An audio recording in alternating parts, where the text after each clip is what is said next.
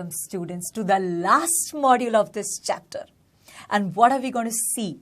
We are going to see need for contraception, methods for contraception, and reproductive health and healthy society.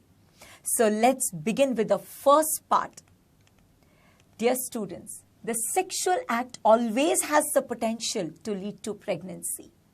And pregnancy will make major demands on the body and mind of the woman. For example, it causes weakness. It can induce nausea throughout the day. Also, it may induce stress. And in such conditions, if the woman is not ready for pregnancy, her health will be adversely affected. Therefore, many ways have been devised to avoid pregnancy. And such methods are called as the contraceptive methods, or they are also called as methods of birth control. These contraceptive methods have number of categories, and these categories are based on their approaches as to how can fertilization be prevented. So let us see the first approach, the first category. One category is creation of a mechanical barrier so that the sperm does not reach the egg and there is no fertilization. This method is called as the barrier method. What are the examples of barrier method? Let us see. In barrier method, as far as males are concerned, there is use of condoms. We also studied that condoms protect from STDs. Again, there are also diaphragms. Diaphragms prevent the entry of sperms inside the female reproductive system. Condoms are used by males. Diaphragms are used by females. Another category of contraceptives act by changing the hormonal balance of the body so that the eggs are not released and fertilization cannot occur. Dear students, this method is called as the chemical method. In chemical method, there are oral tablets. These drugs are commonly taken by females as contraceptive pills. However, these are hormonal tablets, and since they change hormonal balances, they can cause side effects. So let's look at another approach. Some contraceptive devices which are used internally, such as the IUCDs, intrauterine contraceptive devices. In this, you have the copper T and the loop. However, again, they can cause side effects due to irritation to the uterus. So, is there any other more approach? Yes, there is one more approach. Another approach to contraception is to avoid fertilization by blocking the paths of male and the female gametes by using surgery. Such methods are called as surgical methods.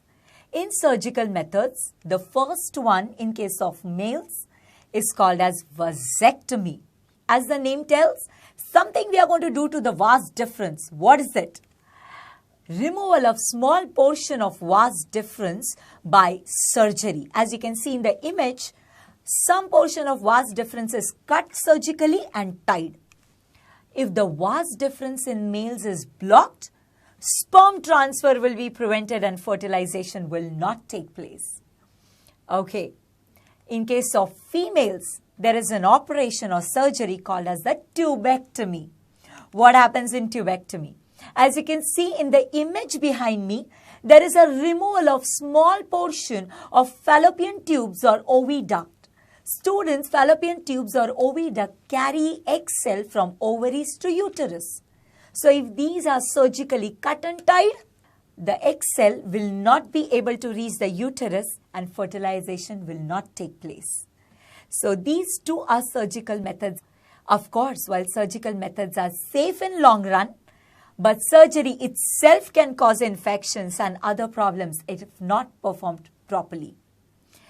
Another very important information, surgery can also be used for removal of unwanted pregnancy. In certain conditions, while fetal illnesses, etc., under medical supervision, Surgery can also be used for removal of unwanted pregnancies.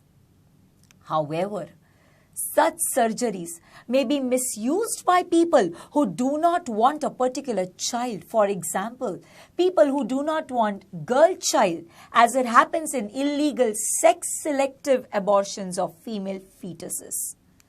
Dear students, for a healthy society, female-male sex ratio must be maintained. Because of reckless female feticides, illegal killing of fetuses, female fetuses inside the womb of the mother, child sex ratio is declining at an alarming rate.